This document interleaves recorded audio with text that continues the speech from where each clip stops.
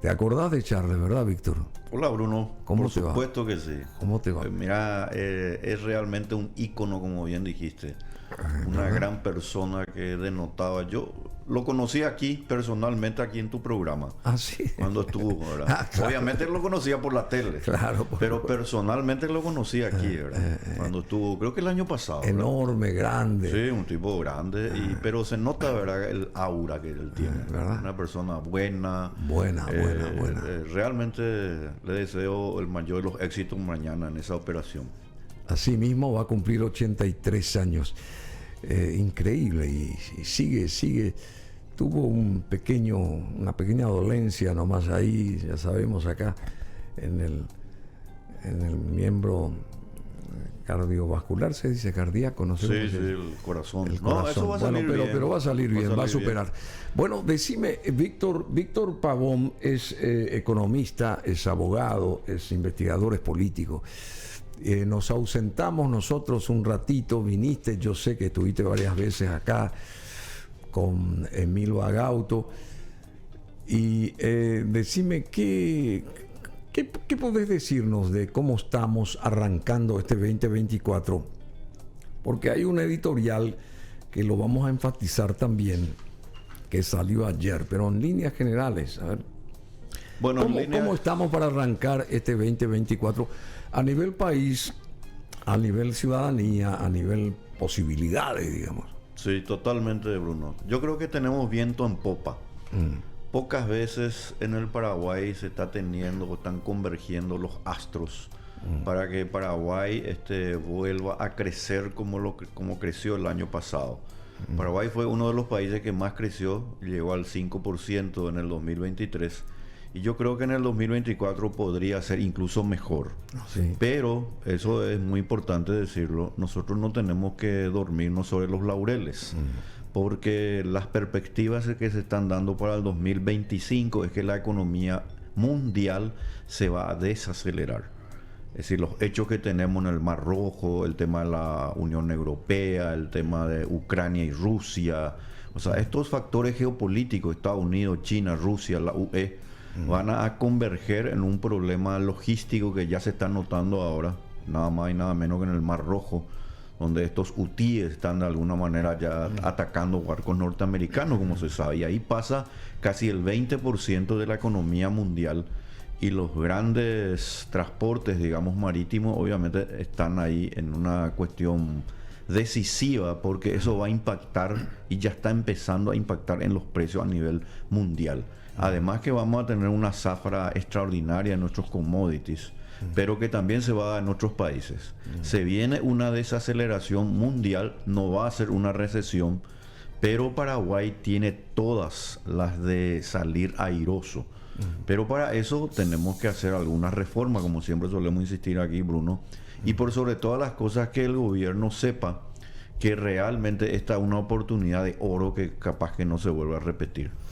Bueno, justamente ayer en La Nación, nos detuvimos ayer en leer el editorial de La Nación, que dice, a 5 meses del gobierno actual de Santiago Peña, la mejor política económica y social. Es el título del editorial de ayer domingo de La Nación. A días de cumplirse 5 meses. A días de cumplirse 5 meses. ¿Cuándo se va a cumplir? ¿El 15 de febrero va a ser? Se va a cumplir mañana. Mañana se cumple. ¿Mañana? Sí. Pero arrancó el 15 de agosto. Sí. Pero la asunción como ejecutivo se va a cumplir mañana, 5 meses. Mañana. Bueno, a días de cumplirse 5 meses de la asunción del presidente Santiago Peña al frente del Ejecutivo Nacional, se han llevado a cabo varias medidas de efectos positivos sobre la población en general. La gestión presidencial ha resultado sensata y coherente. Se destacan, entre otros, la lucha frontal contra el contrabando que tanto daño hace al productor nacional de tomates, a los comerciantes en el campo y la ciudad, sumado al alivio que representa para la recaudación por el control de la evasión impositiva. Igualmente, las medidas para el descenso en el precio de los combustibles significan una importante contribución para los ingresos de las familias, pues toda la cadena de ventas y compras se halla relacionada con el precio del combustible. Igualmente, las medidas de reducción en el precio de los combustibles en 4 ocasiones que dio a conocer el presidente Peña, como también la disminución del precio en el gas de uso doméstico, significan contribuir con los ingresos de las familias o contribuir a la canasta familiar, en todo caso, pues la cadena de ventas y compras se relaciona con los combustibles y el gas, cuyo impacto recae en los hogares de las familias paraguayas. No menos importante es la iniciativa presidencial remitida al Congreso del proyecto de ley de Superintendencia de Jubilaciones y Pensiones que reglamenta el rol supervisor del Estado a las entidades de jubilaciones y pensiones. Bueno, yo sé que vos podés ahondar mucho más en todo esto, querido Víctor Pavón, porque vos contribuiste también para esto del editorial de ayer de La Nación.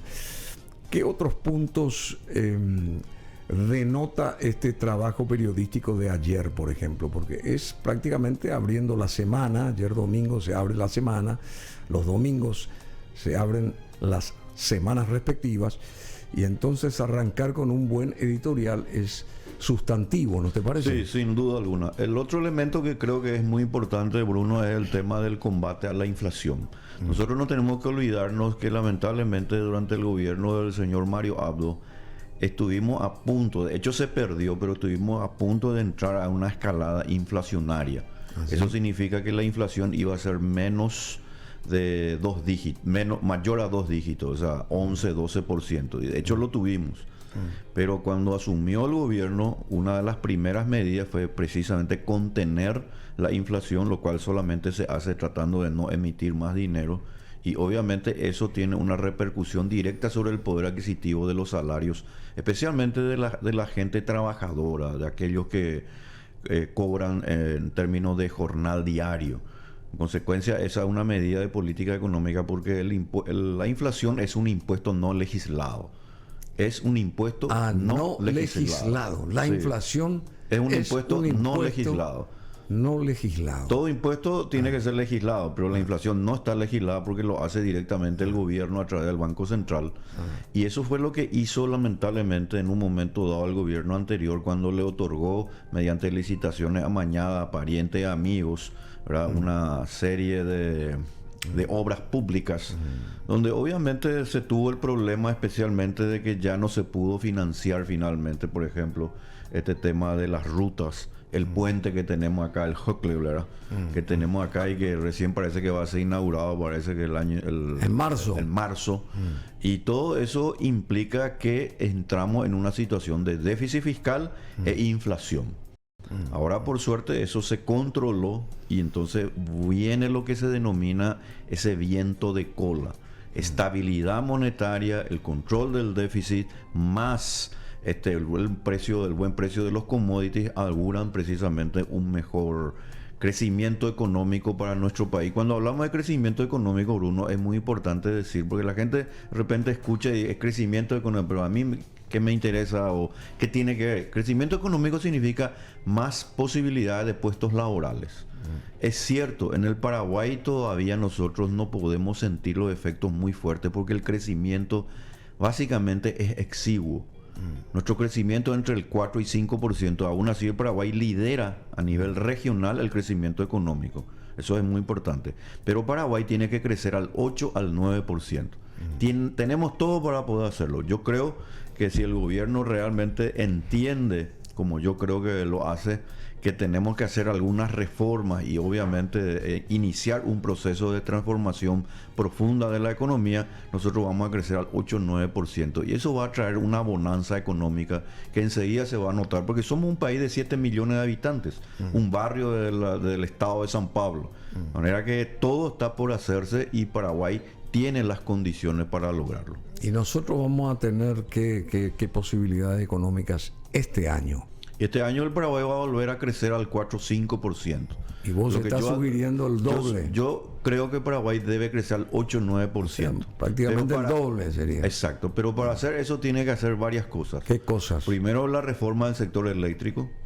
Tiene que hacer la reforma del Código Laboral. Tiene que reducir el déficit y tiene que convertirse, digamos, en un centro de atracción para que hoy lo que está pasando en Brasil con las empresas brasileñas vengan al Paraguay.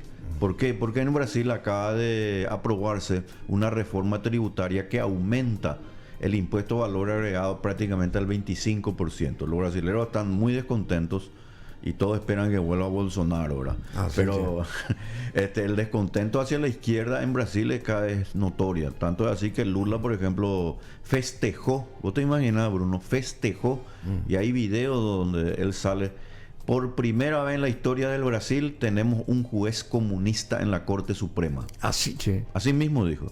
Lo cual, para el que conoce medianamente, no hay necesidad de ser un muy avesado en teoría, filosofía económica y política, el comunismo es contrario precisamente a la propiedad privada, contrario al mérito, contrario al trabajo. El comunismo lo que quiere es, o el comunista lo que quiere es sacarle al que más tiene, o incluso aquel que un poquitito está teniendo una movilidad social, arrebatarle parte de sus ingresos. Es decir, es contrario precisamente al orden constitucional de la libertad. Y eso está pasando en Brasil. Decime, ¿y cuál es el impedimento y por qué lo que vos decís que se debe de duplicar todo esta movilidad económico-financiera del país? ¿Quiénes impiden eso? ¿Por qué no se hace o por qué no se logran esas reformas? ¿Dónde está la máquina de impedir en cuanto a eso? Porque no, eso va a favorecer a todo el mundo. Esa es muy buena pregunta. Me hace recordar una pregunta que una vez le hicieron a Milton Friedman, Nobel de Economía. No, es muy similar tu pregunta, ¿verdad?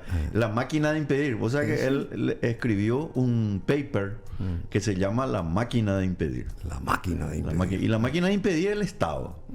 Un Estado que no se da cuenta que si crece, si sigue malgastando, si sigue teniendo cada vez más funcionarios, vamos a tener un problema. Esto en cualquier lugar del mundo. Aquí está Argentina, lo que está pasando ahora en Brasil, en todas partes. Entonces, ¿qué es lo que tenemos que hacer? Nosotros tenemos que ajustar los cinturones, no de los contribuyentes ni de los paraguayos y paraguayas, sino que del Estado. Tenemos que hacer reformas. Esa reforma del sistema previsional, del tema de la jubilación, está muy bien y hay que felicitarle al presidente Peña. Sí. Ahora, tenemos que hacer otras reformas. La reforma del sector eléctrico que duerme lamentablemente en los cajones y que le va a permitir realmente un crecimiento extraordinario, además de lograr, y esto es muy interesante también lo que está haciendo hoy en día el Ejecutivo, de tratar de que la tarifa de Itaipú sea la más alta posible, porque le va a permitir un ingreso de 2.000 millones de dólares. Como ese dinero por el aumento de la tarifa ya no va a ir para el pago de la deuda, porque la deuda ya se pagó todo, 2.000 millones de dólares van a entrar al circuito económico del Paraguay. O sea, 1.000 y 1.000. Exacto. Y es mucha plata. O sea, 1.000 para Paraguay y 1.000 para Brasil. Es mucha plata. Sí, bueno, para nosotros es mucha plata. Claro, para nosotros es mucha plata, pero el tema es que ese dinero tiene que ingresar, no tiene que ser desviado. Desviado para pagar el déficit, desviado para pagar ciertas cuestiones que hacen al mal gasto. Tenemos que hacer que ese dinero haga cumplir lo que lo decían los filósofos y economistas franceses. Decía laissez-faire. Dejar hacer, dejar pasar. Dejar que la riqueza fluya, que la producción dejar hacer, fluya. Dejar pasar, claro, sería, sí. Así mismo. Bueno, pero por otro lado, tenemos entendido que Brasil quiere que la tarifa permanezca así como está hoy. Claro. ¿Entendés? Es más, que inclusive baje. Claro. A Brasil le conviene que la tarifa baje porque obviamente ellos están con otros intereses, que es la consolidación de un modelo, Pero, ¿Y cuál va a ser el término medio? ¿Cómo vamos a conseguir ese término medio? Le estoy viendo en ese sentido muy fuerte y decidido al gobierno.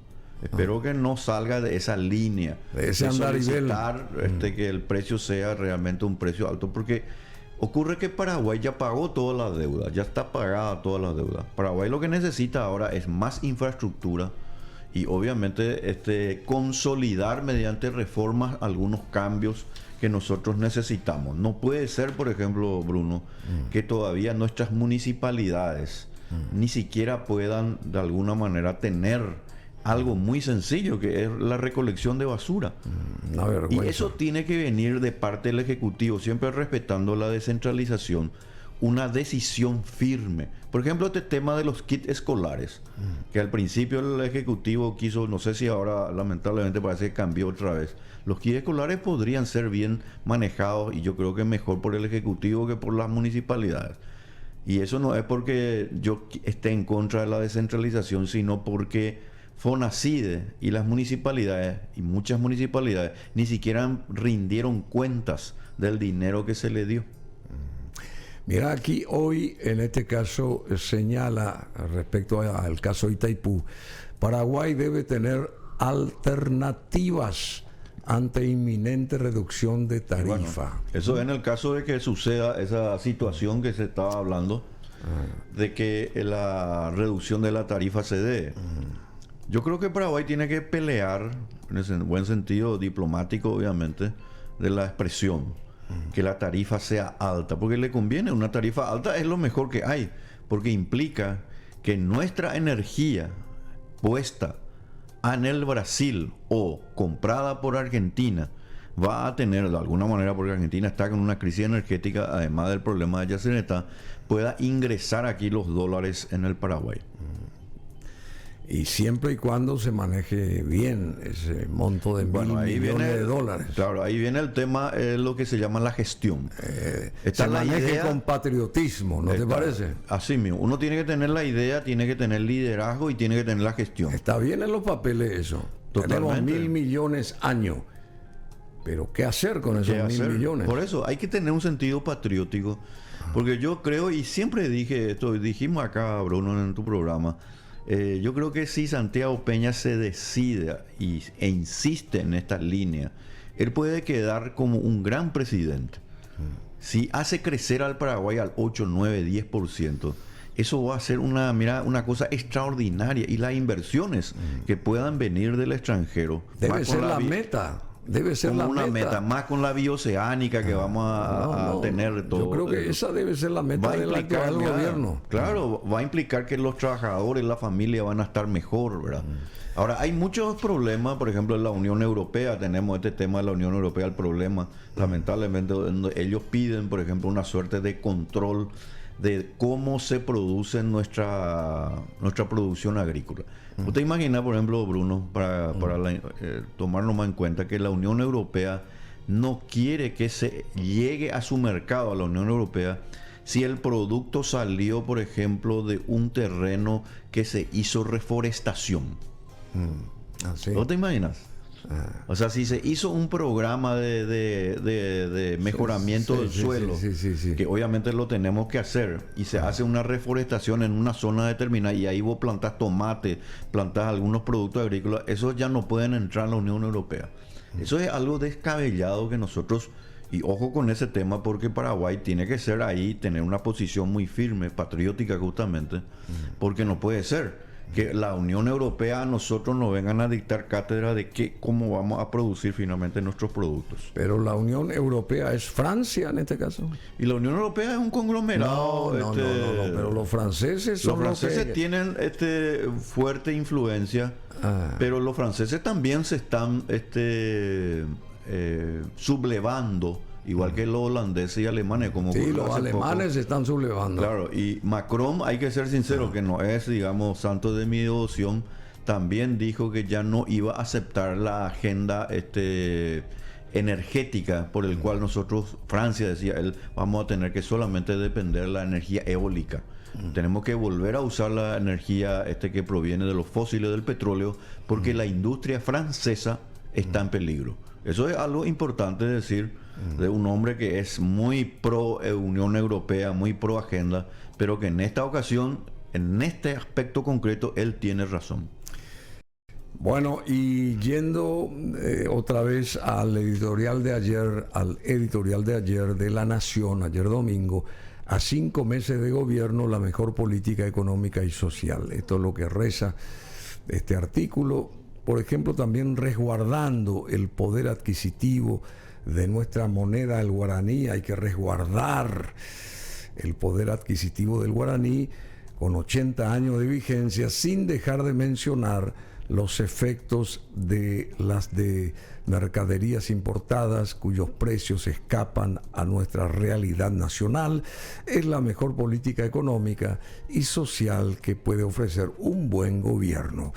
La estabilidad monetaria, así como una política consistente con el equilibrio fiscal que pronto volverá a lo que correctamente dice la Ley de Responsabilidad Fiscal aprobada durante el gobierno de Horacio Cartes, quien sentó las bases para que el déficit no sea superior al 1.5% del Producto Interno Bruto del PIB, auguran un mejor año 2024. A ver, en palabras más simples. En palabras más simples, durante el gobierno del señor Horacio Cartes se estableció en el Paraguay una ley que fue bien vista incluso por países extranjeros y lo quisieron imitar, y algunos de hecho lo imitaron, que se llama Ley de Responsabilidad Fiscal 2013.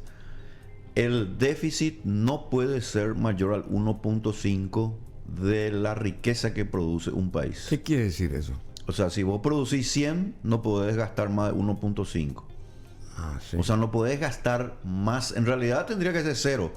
Pero si uno analiza bien, Bruno, gastar solamente o tener un déficit, en este caso solamente de 1.5, es un gran logro. Y eso se logró en aquel momento. Y eso hace de que nosotros tengamos también lo que se llama la capacidad de sortear los efectos externos de un shock, por ejemplo, que podamos tener. Por ejemplo, vamos a suponer que venga un problema de orden internacional, como se va a venir en el 2025 que estamos hablando, que vamos a tener una desaceleración económica. Paraguay va a estar con las cajas, las reservas monetarias, las cajas bien, con los suficientes recursos para, en caso de necesidad, utilizarlo en su momento. Pero si vos no tenés nada ahorrado y te viene el problema, obviamente tenés que volver a endeudarte. Eso impide el sobreendeudamiento e impide, por sobre todas las cosas, la posibilidad de que el Paraguay ingrese nuevamente en esa espiral que ingresó con el gobierno anterior, que le llevó al déficit fiscal a casi el 5% durante el gobierno del señor Abdo. ¿Y ahora mismo cómo estamos? Y ahora se está sorteando, ya está llegando al 3% y probablemente el año que viene ya se vuelva, ojalá, al 1.5%. Bueno, también es importante consultar con acá Víctor Pavón esa ponencia, esa revolución mediática también que originó la presencia de Milei en Davos. Sí, es muy interesante. ¿Cuál fue tu mirada o es tu mirada respecto a eso que dijo este presidente argentino actual? Y tiene varias aristas. La primera es histórica. Histórica porque nunca un presidente, ni siquiera Donald Trump,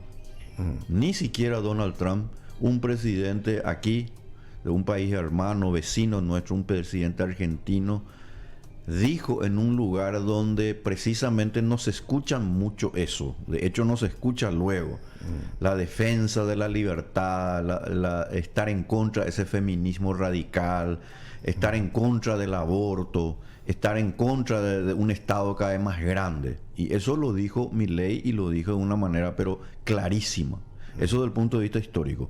Desde el punto de vista de lo que se denomina para la región, le vuelve a situar a América del Sur y especialmente obviamente a la Argentina como un gran referente mundial. Mirá lo que dijo Trump. Elogia a Milei tras su paso por el Foro Económico Mundial de Davos. Está haciendo grandes progresos. Según Trump, este nuevo presidente argentino. Y hablando de Trump, hay que decir que ahora DeSantis declinó ya su candidatura y va a apoyar a Trump para la interna del Partido Republicano y le va a apoyar a Donald Trump. ¿Vos decís que el siguiente presidente de Estados Unidos va a ser Trump? Yo creo que sí, no le vuelven a hacer trampa. Lo que pasó en Iowa fue extraordinario, Bruno, ¿verdad? A ver, ¿qué pasó? Y porque generalmente allí las internas que se hacen del Partido Republicano no pasan entre el primero y el segundo el 15%, 12, 13. Y ahora Trump ganó por el 30%. O sea, el electorado de Iowa, los iowenses, le votaron. ¿Te gustó eso? ¿Te gustó eso? Como algunos dicen, ¿dónde naciste? En Quindy. Quindy.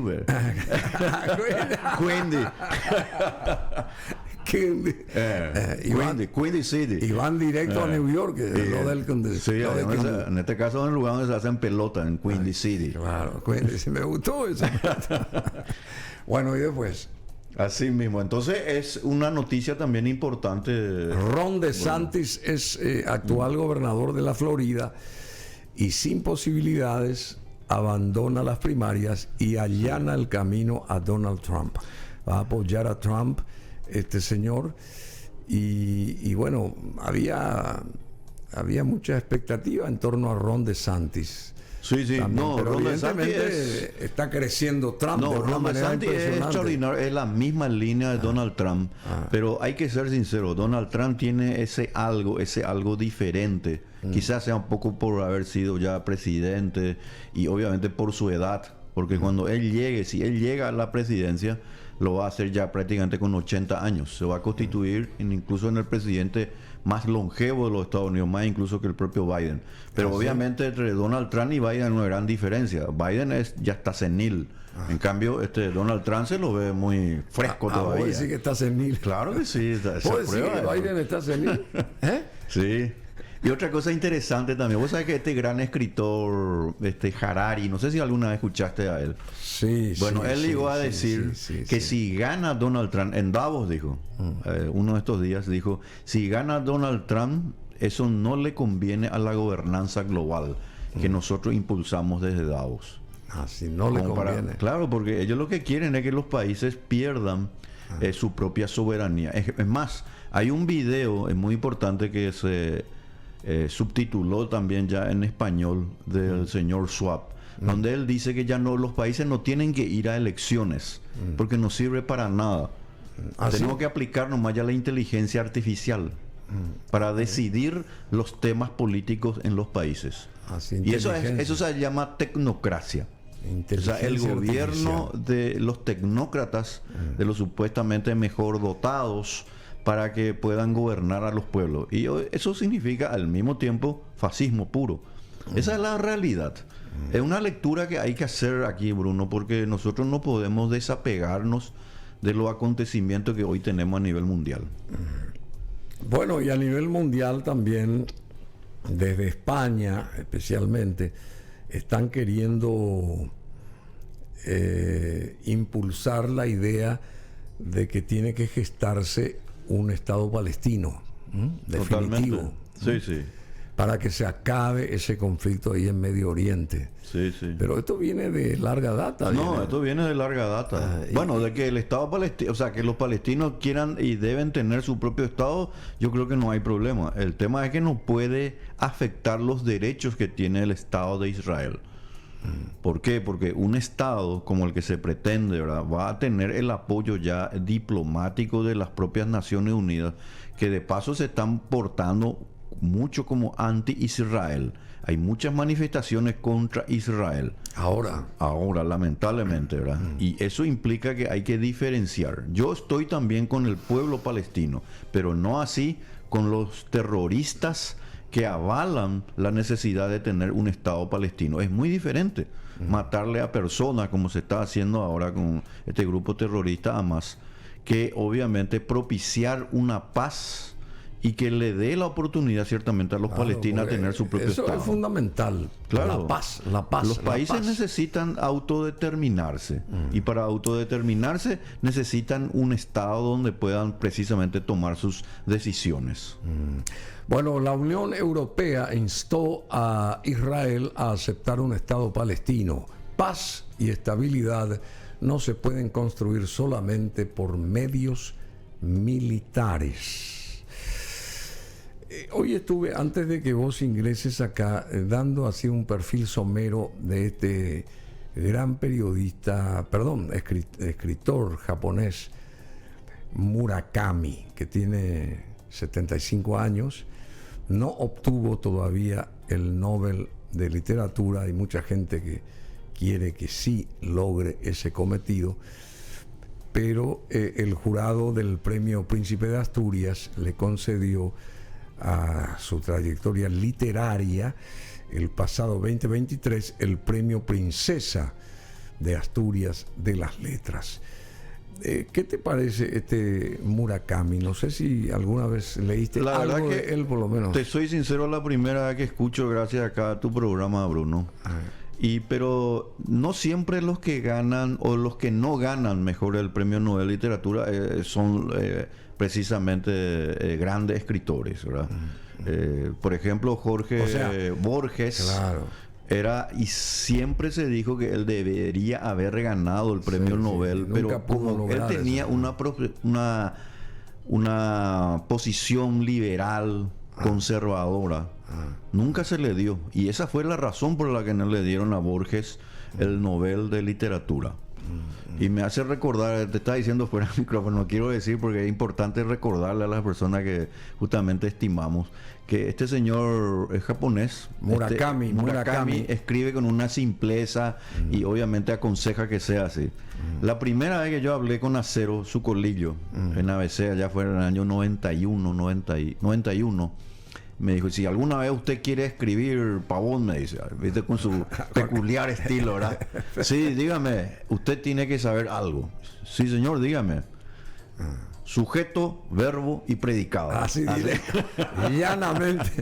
Bueno, y justamente su simpleza es enternecedora, la de Murakami, este japonés, por lo que es normal que sus novelas se lean a toda velocidad. Lo que se escribe a toda prisa se lee también a toda prisa. Mira, esa es la síntesis de lo que se escribe a toda prisa, a toda velocidad, se lee a toda prisa. Sí, pero tiene que estar bien escrito. Tiene que estar bien escrito. Sujeto, verbo y predicado. Bueno, y este señor escribe 10 páginas por día, todos los días, y él sintetiza su accionar respecto a esto que estamos diciendo. Escribo mis 10 páginas a diario como cualquier persona que ficha a la entrada y a la salida del trabajo. Totalmente, o sea que es una cuestión automática. Es como cualquier trabajador que ingresa, marca, y él tiene que completar en este caso sus 10 páginas. O sea, la síntesis es lo más importante, ¿verdad? Sí, la síntesis, pero más importante que eso es la inspiración. Sí. Uno tiene que estar inspirado, y para tener inspirado hay que adosarle, eso es muy sabido, ¿verdad? Hay que adosarle disciplina. O sea, el escritor, el científico, el periodista, el formador de opinión como vos podés tener inspiración, pero tenés que tener el convencimiento, y esa palabra se llama perseverancia. Tenés que perseverar en tus objetivos. O sea, perseverar siempre. Perseverar en tus objetivos, porque eso es lo que además con la inspiración hace que la cosa sea buena.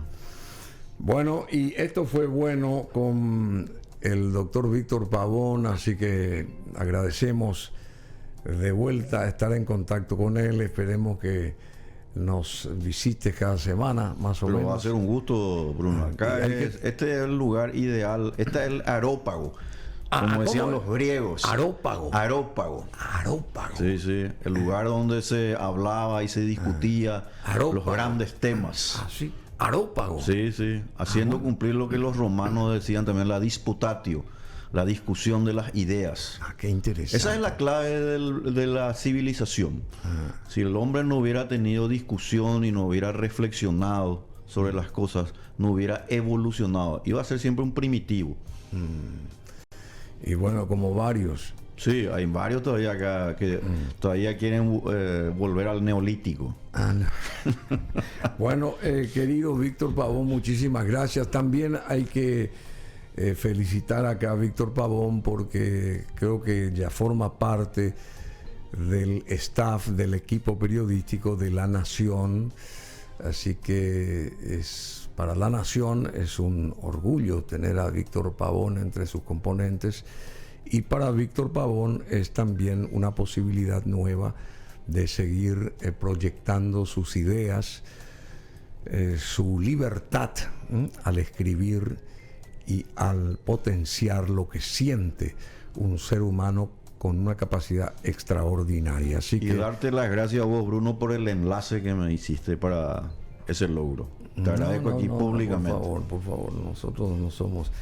Vos sos el afortunado y La Nación es la afortunada como medio, como gran organización periodística, porque suma a la cantidad importante de referentes profesionales la capacidad aquí de Víctor Pavón y nos va a mostrar y demostrar, como siempre, esa actualidad, porque él está siempre actualizado y en distintas esferas se mueve él informativamente y nos enriquece. Por eso también, de paso, si quieren ustedes mañana o si quieren hoy mismo, ese editorial de ayer de La Nación lo pueden verificar, digamos, dar un vistazo, ¿verdad?, a 5 meses de gobierno, 5 meses del gobierno de Santiago Peña, la mejor política económica y social. Hay que apoyar también al gobierno, porque si ponemos palo en la rueda, ¿quiénes son los perjudicados o quiénes vamos a ser los perjudicados? Nosotros mismos. Así que vamos a tratar de apoyar lo que se tenga y se deba de apoyar, ¿verdad?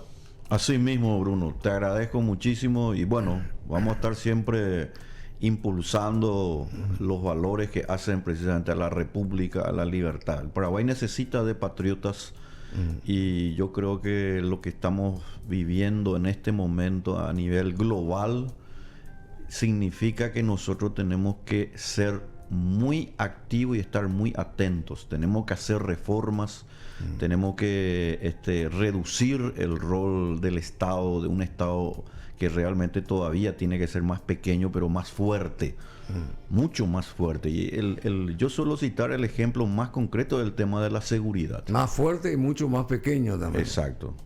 El único Estado y el único momento en la historia del Paraguay que con un Estado pequeño, pero fuerte, se hizo la más grande proeza a nivel de la historia del Paraguay, fue en la época del doctor Eusebio Ayala.